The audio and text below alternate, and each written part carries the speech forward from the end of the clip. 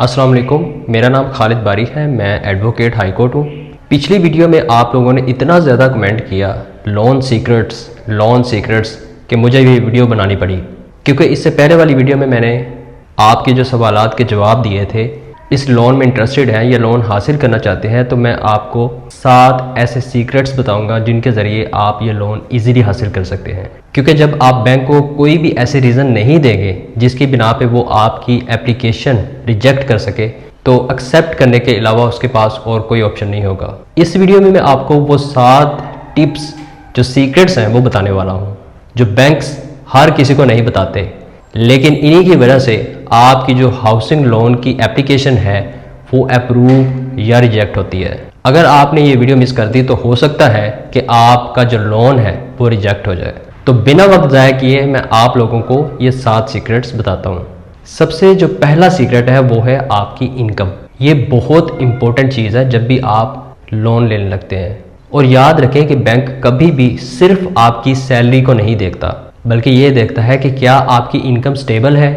For example, अगर आपकी income 1 lakh रुपए माहाना है लेकिन आपके बैंक अकाउंट में कभी 1 लाख रुपए आते हैं और कभी नहीं, तो बैंक इस चीज़ को रिस्की समझता है। तो इसलिए अगर आप लोन अप्रूव करवाना चाहते हैं तो आप जो क्लेम कर रहे हैं कि इतनी मेरी इनकम है, वो इनकम अपनी बैंक स्टेटमेंट में शो करवाएं।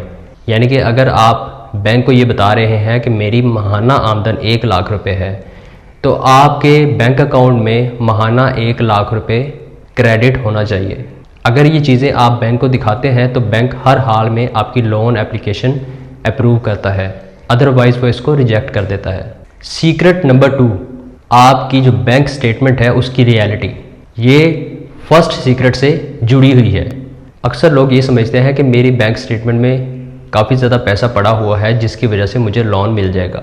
हालांकि असल में ये गलत है। बैंक ये देखता है कि आपके लास्ट 6 मंथ की जो स्टेटमेंट है वो क्या कह रही है, और आपकी जो ट्रांजैक्शंस हो रही हैं, जैसा कि मैंने आपको फर्स्ट सीक्रेट में बताया, क्या वो क्लीन है, क्या वो आपके क्लेम के साथ मैच हो रही हैं। इवन कि अगर आपके बैंक अकाउंट में डिपॉजिट बहुत ज़्यादा पड़ा हुआ है लेकिन उनकी जो एंट्रीज हुई है वो रैंडमली हुई है।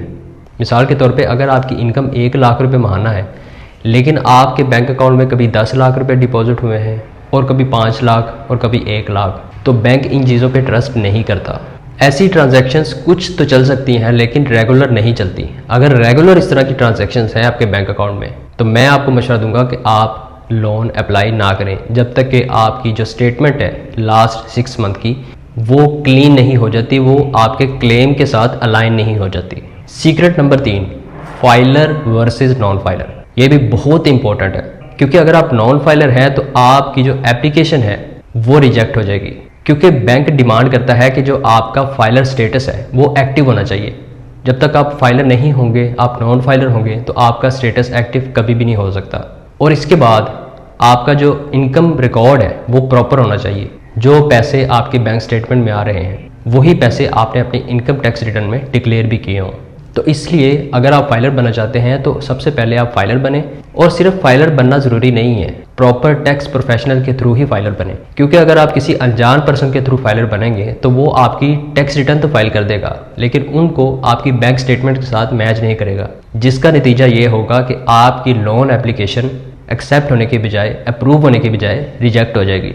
मेरे ज़रिए फाइलर बनने के लिए आप मेरे व्हाट्सअप नंबर पर मैसेज करके रब्ता कर सकते हैं। चौथा जो सीक्रेट है वो है आपकी डाउन पेमेंट। अक्सर लोग मिनिमम डाउन पेमेंट को सिलेक्ट करते हैं। मिसाल के तौर पे मेरा घर मेरा आशियाना स्कीम में हुकूमत ने ये ऑप्शन रखी है कि आप 10% तक डाउन पेमेंट दे सकते हैं, तो अक्सर लोग 10% चूज़ करते हैं। लेकिन अगर आप इसको 20 या 30% यानी कि थोड़ा सा ऊपर इसको सिलेक्ट करते हैं और इसका इंतज़ाम कर लेते हैं, तो आपको जो लोन मिलना है, आपकी जो लोन एप्लीकेशन है उसके अप्रूव होने के जो चांसेस हैं वो हाई हो जाते हैं। बैंक ये समझता है कि आप जेन्युइन एप्लीकेंट है और आपके पास इतना सरमाया है कि आप बैंक को लोन ईजिली वापस कर सकते हैं, इसलिए बैंक आपको लोन देने पे आमादा हो जाता है। और सिर्फ यही नहीं, इसके बाद क्योंकि जो बैंक का कैपिटल होता है वो कम होता है, इसलिए आपकी जो माहाना किस्त होती है वो भी आप पे कम हो जाती है, उसका बर्डन भी आपके ऊपर कम हो जाता है। सीक्रेट नंबर 5 ये है जी कि को बारोवर स्ट्रेटजी। अगर आपकी इनकम कम है या आपकी एज ज़्यादा है तो बैंक आपकी एप्लीकेशन को रिजेक्ट कर देता है। लेकिन यहाँ एक स्मार्ट ट्रिक है, वो ये कि अगर आप किसी को साथ अपने शामिल कर लेते हैं, चाहे वो आपका बाप है या बेटा है या आपका हस्बैंड है या वाइफ है, तो इससे ये होता है कि जो आपकी इनकम होती है वो कंबाइन शो होती है। इसको बैंक कंबाइन इनकम देखता है और इससे जो आपका केस है, जो आपकी एप्लीकेशन है वो स्ट्रॉन्ग हो जाती है और इसमें जो आपकी एप्लीकेशन के अप्रूव होने के चांसेस हैं वो ज़्यादा हो जाते हैं, आपकी लोन एप्लीकेशन ईजिली एक्सेप्ट हो जाती है। सीक्रेट नंबर 6, प्रॉपर्टी का सिलेक्शन। ये पॉइंट बहुत ज़्यादा लोग इग्नोर कर देते हैं। कई ज़्यादा लोगों को तो इस चीज़ का पता ही नहीं है कि हर प्रॉपर्टी पे लोन नहीं मिलता, क्योंकि जब भी आपने लोन एप्लीकेशन अप्रूव करवानी है तो आपने अगर प्लॉट लिया है या आपने कोई घर लेना है तो उसका आपने बैंक को बताना है कि ये मैं प्रॉपर्टी इंटरेस्टेड टू बाय हूँ, ये मैं प्रॉपर्टी ख़रीदना चाहता हूँ। तो बैंक उसके लिए आपको पैसे देता है या वो प्रॉपर्टी आपको ख़रीद के देता है।